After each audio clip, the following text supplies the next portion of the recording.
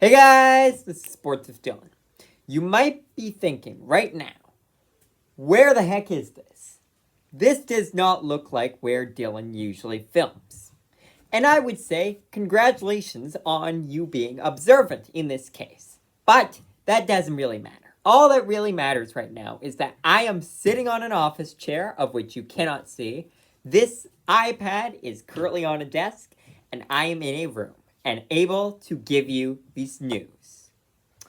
Jeff Petry, who was just exchanged from the Penguins to the Canadiens when he'd already been exchanged to the Penguins a year earlier, has now been traded from the Canadiens to the Detroit Red Wings.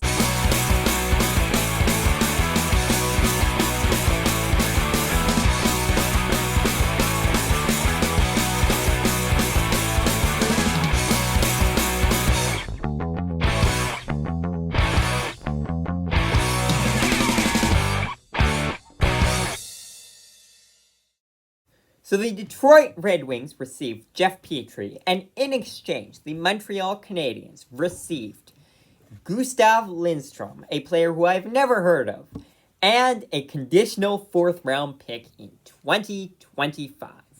So in short, they got nothing. Maybe that conditional fourth-round pick will turn into a future league superstar, but odds are he won't even touch NHL ice. This was mostly just a getting rid of a player you don't really need move. And although they are retaining 50% of the salary, and I believe the Penguins are retaining a good 20% of as well, so if the Red Wings actually get it really cheap, then they still get a bit more cap space, and they get rid of an older player who they don't need, obviously, since they traded him away last year to the Penguins. This also means, given that I've now talked about Jeff Petry being traded in 3 videos, I believe that sets a new record for this channel on most times a player has been traded, and I have made a video on it. It was mostly expected that Montreal would trade away Petry pretty quickly, because they just do not need him whatsoever. They are trying to rebuild into being a young new team, and Jeff Petry is not the kind of player they need. He's a 34-year-old defenseman who's past his prime. He can help out on a contender, he could mentor young players, but he just wasn't a good fit for Montreal. The only reason they got him is because they added into the deal so that they got a second-round pick as well, and the fact that Jeff Petry, who had a modified no-trade clause, did not want to be traded to San Jose, but he wouldn't hate Montreal.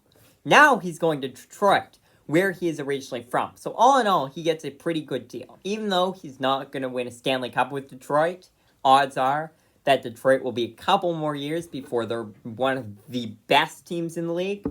And I'm not sure he'll be on the team in a couple of years. But even still, it is a pretty good deal for him to be able to finish his career where he grew up and be able to mentor some young defensemen. And he's playing with his former teammate, Ben Chiro. Meanwhile, Detroit gets a pretty good deal. They barely have to pay this guy. He's still serviceable. And yeah, he can mentor some of their younger players. Maurice Seider comes to mind immediately, although he's already pretty good. But they have some more players just in the pipeline, just looking to make the leap to the NHL. And he can easily help mentor those ones. So I think he'll be a valuable piece to this Detroit team. And he could be the difference, honestly, that helps them make the playoffs this coming year. Now, I already have my hot takes that the Penguins are going to be one of the top teams in their division and that the Senators are going to make the playoffs this year. So, I'm not going to guarantee that the Red Wings will make the playoffs this year, but I do think they'll make a hard push at it. I think if one of the other teams in the running falters, I think the Red Wings will be right there to step in. I think they have the roster. I think if they're in the Western Conference, they'd make the playoffs no problem, but I think the Eastern Conference is way more difficult, so it depends if they can really all put it together this year or not. So all in all, I love this deal for all sides involved. I think Jeff Petry got a great deal, I think Detroit got a great deal, and I think Montreal got a great deal. This move was not that shocking, and I do think that this will all work out. Now, it will be interesting to follow the storyline of Casey DeSmith, who is also exchanged from the Penguins to the Canadiens in that Erik Karlsson deal. He will be an interesting player to watch because the Canadiens do need a goalie, but they kind of are sitting in the position where they might have 4 backups. They have Jake Allen, they have Sam Montembeault, they have Casey DeSmith, and they have Caden Primo. Caden Primo can easily be sent back and forth from the minors, so he'll likely stay with the team. And they seem to like Sam Montembeault. I suspect they would want to keep him as well. So that kind of leaves Casey DeSmith and Jake Allen.